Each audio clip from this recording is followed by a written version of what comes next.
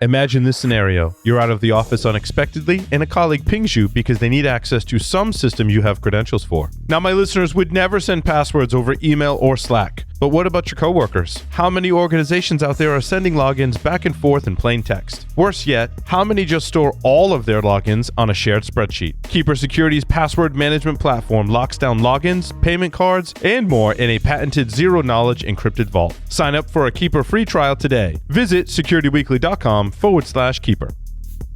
Picture your team being able to map out the external attack surface as it grows and see the same attack vectors as a hacker does. Most tools out there do asset discovery, but stop there. Enter Detectify. It takes an inventory of exposed web assets and automates vulnerability testing for security misconfigurations, expiring subdomains, and risks in third-party software. Here's the cool part. They crowdsource payloads from leading ethical hackers. It finds bugs you actually want to fix and finds them in time. Start a free 2-week trial by visiting securityweekly.com/Detectify.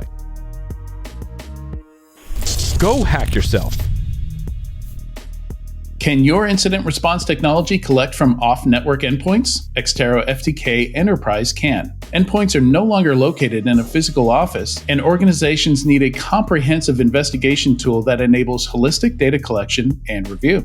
With FTK Enterprise, you can also scan for IOCs and MISP indicators. You can scan with Yara rules, and you can use integrations to trigger automatic endpoint collections. Visit securityweekly.com/Xterra for access to their white paper, Incident Response for a Remote World.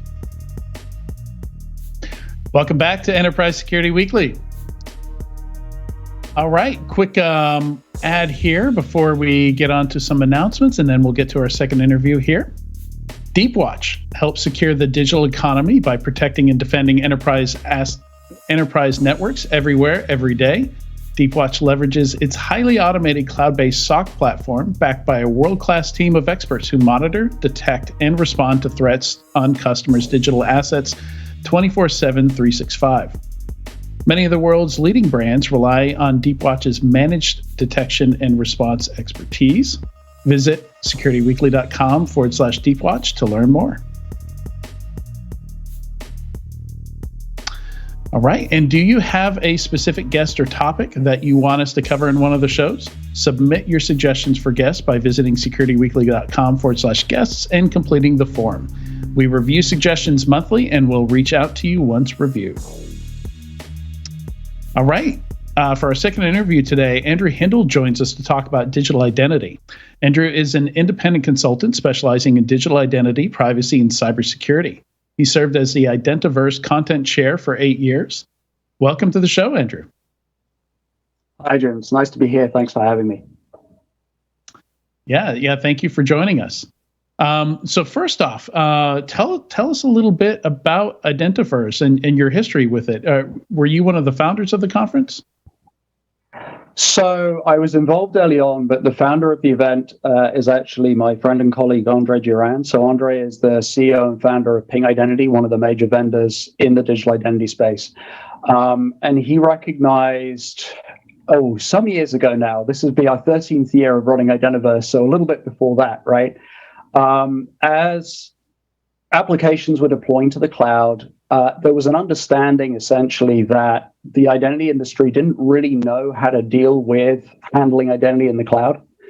And so Andre pulled together a small number of experts in the field, some of the larger vendors in the space as well, and actually initially ran just a summit. And in fact, the conference was originally called Cloud Identity Summit. And it really was a summit, right? It was like, 50 people maybe in a room figuring out what do we do next. And one of the things that came out of that was the notion that, we should continue to have this gathering year over year. I was actually an employee with Ping at the time, and I left the company at the end of 2013. And then Andre gave me a call, 2014, 2015, and said, "Hey, do you want to come back and help us out as a consultant? Sort of looking after the agenda and the content and all the rest of it." And so I've had the honor of having that role of chairing the content committee that we pull together each year, since that point in time. So, and I assume that role as the chair of the content committee, you're really looking at, what are the trends? What do we want to focus our talks on? How do we divide up? I assume you have multiple tracks with, I think it's something like 150 speakers you have over 4 days. So what are those tracks going to be? So what are the? Yeah, go ahead. I was going to say, you're right. It's a reasonably large agenda. It's a reasonably large industry, right? And so there's a lot for us to talk about. One of the things that we do, and we kind of look at this each year, right? So the content committee, yes, as you described, looks at some of the trends and discusses those. But we also run, and in fact, most of the agenda is populated by a public open call for presentations. And so there's this balance, right? I blogged about this 3 years ago, but there's a balance about, on the one hand, there's a science of looking at a market, understanding what's happening, getting, input from various people that are doing various things in the space and in adjacent industries like cybersecurity, like privacy. And on the other hand, you want to react to what you get that's coming up from people who are actually deploying this, in the field. And you want to look at what's happening in the standards bodies. Where are those organizations headed? What problems are they trying to solve? What's happening in the regulatory space? There's a lot to juggle, but it's fun. And getting that kind of broad view of everything that's happening is very rewarding. Yeah, and I got my own personal kind of introduction into how broad the space is getting. When I had to log into the IRS recently and set up an account with I think it was ID.me. Probably ID.me, yeah. There's several players in that space. But it's funny you mentioned that. So, one of the things that we run into a little bit, right, is that there's this tendency for people to bring whatever background it is, professional background it is that they come from into the identity space, right? So if you're a cybersecurity professional, you look at identity through a cybersecurity lens. If you are a document verification professional, you come at this from a very different perspective, right? You're thinking about, how do I establish, authentically that somebody is who they claim to be? What are the problems going to be if they don't have certain documents? What are the KYC regulations that are going to apply? If you come at this from a privacy perspective, again, completely different, kind of ball game in terms of the things that are going to be pertinent to you. And we, the identity industry as a whole, and by extension, Identiverse, we have to kind of consider all of that and try and pick up on all of those different threads. Yeah, that's fascinating. It sounds like you're going to have speakers and topics stretching from, cloud security to enterprise security, and then all the way to some consumer type stuff, and even like the use case I talked about, where the IRS is now partnered with one identity provider for all Americans. Yeah, and I always laugh at the term identity provider, right? So it gets used a lot, and everybody has a different sense of what that means. But you're right; it's a very vibrant market, and the last couple of years have really seen things, accelerate, particularly in terms of the way that I guess the ordinary consumer thinks about interacting with these things. In fact, I had my own little experience just earlier today. So we're doing some legal stuff for the family here. And although, the lawyer that we work with literally is a 5-minute walk from home, but over the last 2 years, they've decided, we're going to move everyone online and we're going to use this service to do, digital identity verification. So I'm in the industry. I know the company that's providing this service, right? I'm not going to name them, but I know who they are. I know how their technology works. And yet I'm going through this process, and as an end user with my kind of end user hat on, I'm like, this is a little bit uncomfortable. And I'm not sure I want to send you a photograph of my passport like that. That goes against everything that, we've been taught, right, for the last, 40 years. And it's the same with passwords, right? So passwordless is this big trend. I'm sure you've had people, on the show talking about it quite a bit. And yet it introduces some really interesting, again, consumer end user challenges in terms of, we've spent 30 years training people but they have to have these really complicated passwords. And a whole market has grown up around password managers to help people deal with that. And to some extent, right, some of the early deployments of things like identity federation, single sign-on, particularly for the workforce, were not driven by, but certainly helped to address the problem of password proliferation and all the security challenges and usability challenges that go along with that. And so here we are with some really good solutions to that, some of the new standards that are out there. I mean, you look at what's happening with things like WebAuthn, with Passkey, there's a whole bunch of stuff. And yet, you talk to, and I don't know, Adrian, maybe I don't know if you have the same experience, but I know a lot of folks, kind of my age, and they've got parents, for example, and their IT support, right? And the number of times I get calls from my dad, and he's like, well, I'm going to this site and they don't seem to want me to log in with the normal way. And that's confusing and worrying to me. We have exactly the same problem with the document verification. Like I said, it's challenging, and it's very easy to forget that there is an end user at the end of all of this, right? Whether that's somebody in a large enterprise that's working, whether it's a consumer, there are some tricky challenges there. Yeah, no, it's an excellent point that I hadn't considered before we chatted. Because I think in this industry, like we're looking forward to the death of the password. We get excited when we hear about. I don't have to manage these things anymore. I'm just going to use a security key and my phone and like all these other factors. But to other people, it's like, wait a minute, like. I've been dealing with passwords for 40 years. All of a sudden, you tell me I don't need one. How, it breaks. Well, not only the trust model, what they're comfortable with, but yeah, you can't just dump somebody into that situation where you're like, all right, now you're just going to pick one of these 5 fruits, and that's how you log in.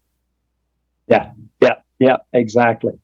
And yeah, I mean, you mentioned the word trust, Adrian. You're right. I mean, it's such a big part of this, and that goes well beyond just the end user or the the employee or the workforce. It goes between organizations. It goes across international boundaries, right? So, some of the questions that the industry is now starting to try and grapple with are things like, well, how do I trust that an assertion of a particular identity, document or fact or, whatever it might be, that's issued to me by a given provider is actually valid, right? And so, we know from a technical standpoint that there are ways to deal with that with crypto and all the rest of it. And I'm using the term crypto to mean what it is supposed to mean, cryptography, thank you. But, it's not actually an easy problem to solve when you're dealing with multiple jurisdictions and multiple sets of regulations. And so there are some interesting, kind of challenges around that trust area. It's actually our sort of primary theme for the conference this year is around trust and looking at some of those technical challenges, but also some of the end user issues that are around that. So. Yeah, I think one of the fascinating things is at one point in time, it seemed like SSO was going to solve a lot of these problems, and we wouldn't be asked to give the same information over and over again. We would just give it to Google or we would give it to Apple, and they would log us into things, and then we'd be presented with, okay, how much do you want to share with them? And that model exists, but it didn't end up being as widely deployed as I think we would have expected maybe 10 or 15 years ago when we first started seeing that kind of stuff rolling out. Yeah, I think that's a really fair point, Adrian. And, it's interesting because if you look at this from the enterprise perspective, very, very much a success story, right? So the number of particularly large enterprises where that identity federation or, slightly more narrowly sort of enterprise single sign-on, well deployed, well used in common practice, and has really solved a lot of those issues and a whole bunch of other stuff besides, reduces the attack surface, so lots of good cybersecurity benefits, increases adoption of workforce tools, which is, good for those departments that are spearheading those sort of digital transformation initiatives. But it takes a long time to deploy those kinds of technologies. And that isn't just about the tech, right? It's also about, like we were saying before, it's about training users, getting users comfortable with stuff, understanding what problems are going to arise, how you're going to solve them, all of those things. And so I think it probably took a lot longer than most of us in the industry thought it was going to take to get that stuff just done for the enterprise. And we're probably not done yet, right? I mean, there's probably lots of enterprises out there who are still in the process of doing those deployments. And so, getting it out as far as consumers, frankly, the world kind of caught up and moved on, right? And so now we're starting to see a lot more progress in the areas of personal identity, right? I'm slightly trying to avoid some of the loaded terms around self-sovereign identity and identity on the blockchain and those kinds of things, decentralized identity. But that general trend of personal identity is coming along very rapidly. And now I'm guessing, right? I'm hypothesizing entirely, but I wonder whether what we'll start to see is those technologies starting to enable a better, more seamless customer experience from an identity standpoint. Because the reality is identity for most of these digital systems is the front door, right? So how do we make that front door easier to get through? And I wonder whether, some of the personal identity technologies will start to help us do that. The trick will be making sure that we do that in a trustable way, right? In a way that people feel comfortable with, rather than them feeling like, their information is going somewhere and they don't understand that, and it makes them nervous and they don't want to engage. Yeah, so I'm not sure I'm 100% following you there, because I might not be fully aware of the trend there. But I think one of my frustrations is that it feels like the technology is there to make this pretty painless, pretty seamless, because you interact with some companies, with some applications, with some organizations, and you're like, wow, this is how it should be. This is how it should work. Mm-hmm. But then you go to another one and they're following a different standard, because of course there's 28 standards to follow, and anybody can choose any of them. So so are you saying we're getting? Are you saying we're getting closer to a point where maybe some regulations and things like that will force it to be a little bit more standardized, or is there some future where it's not as disjointed as it currently is? Yeah. So I think from a technical standpoint, yes, there are some new things coming along, but leaving those to one side, I think there's pretty solid consensus today around technically how do we do this. I think the bigger challenge has been, in all honesty, helping large enterprises understand that the key to providing the kinds of seamless experiences you describe starts with identity. And for the longest time, identity in most large enterprises sits somewhere in cybersecurity, and people think of it that way, right? It's part of my security solution. Okay, except it isn't, right? It's actually part of your customer enablement solution. And if you start your project there, and that's what you see a lot of you mentioned some services that you've been to that provide a much better, a much more seamless experience. And in many, many cases, what we find when we go digging around in there is, somebody right at the very beginning of that project went, hold on, this is actually an identity problem. Let's solve for that.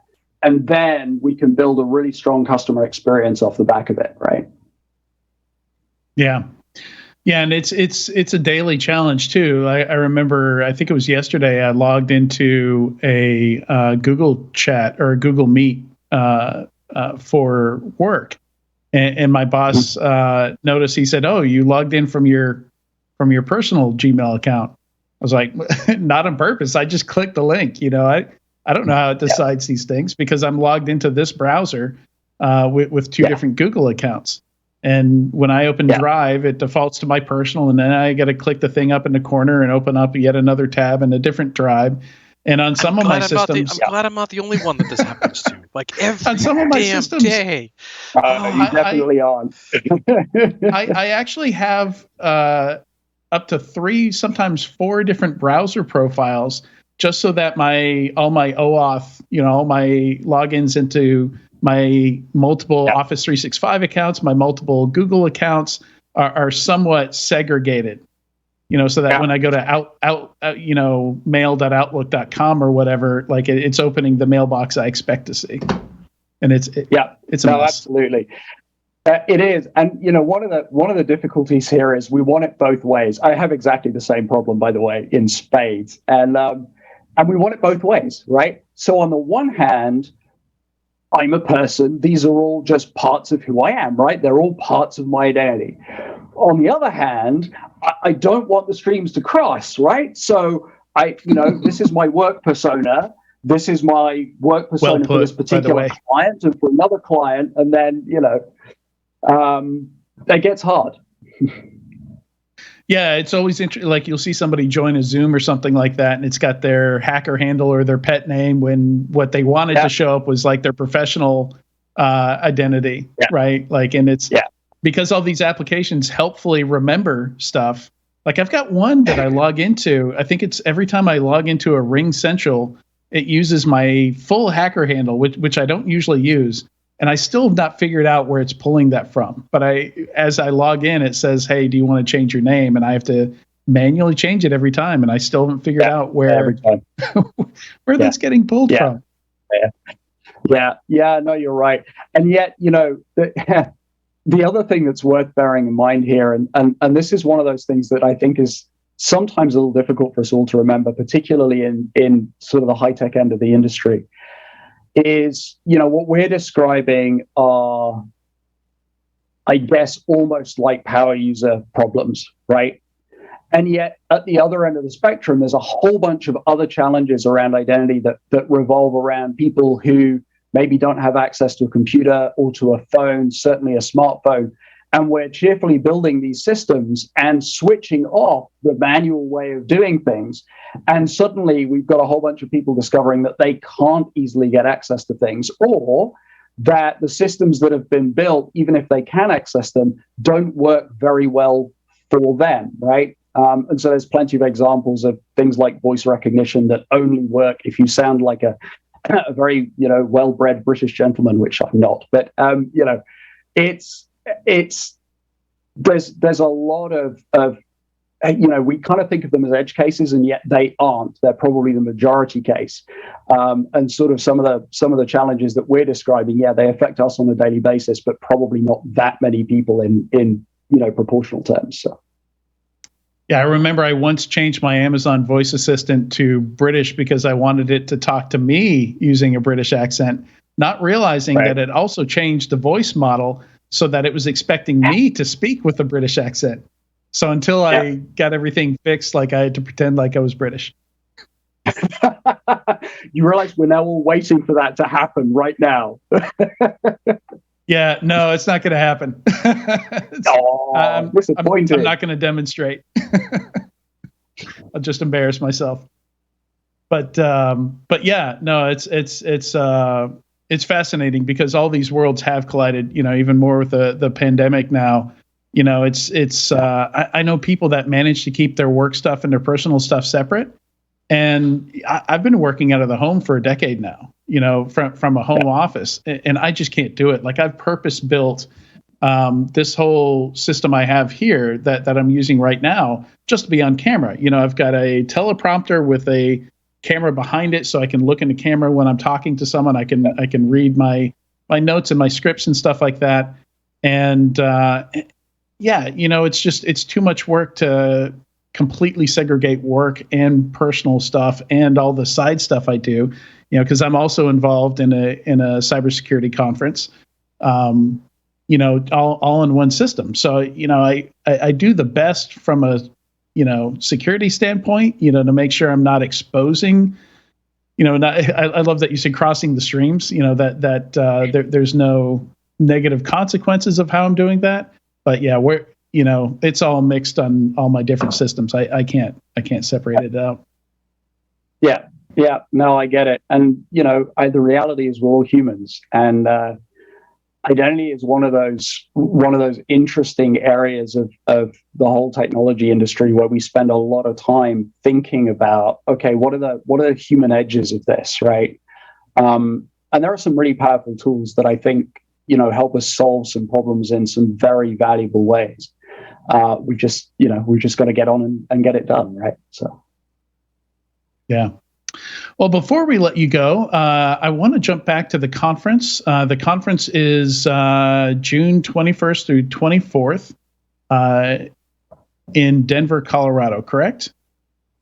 That is correct, yeah. And I'm unbelievably excited that we're going to be back, fully in person this year. So we obviously went, fully virtual in 2020.